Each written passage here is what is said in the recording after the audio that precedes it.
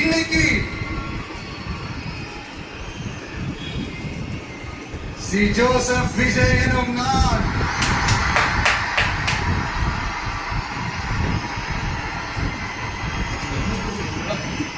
அதை உண்மையாக்கி இருக்கிறீங்க. உண்மையிலே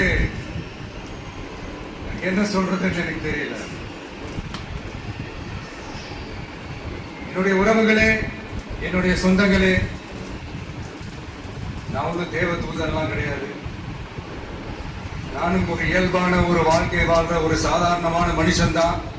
நான் முன்னாடியே சொன்ன மாதிரி அது செய்வேன் இது செய்வேன்னு பொய்யான வாக்குறுதிகள்லாம் கொடுத்து உங்களை நான் ஏமாத்த மாட்டேன். எது சாத்தியமோ அது மட்டும்தான் நான் செய்வேன்.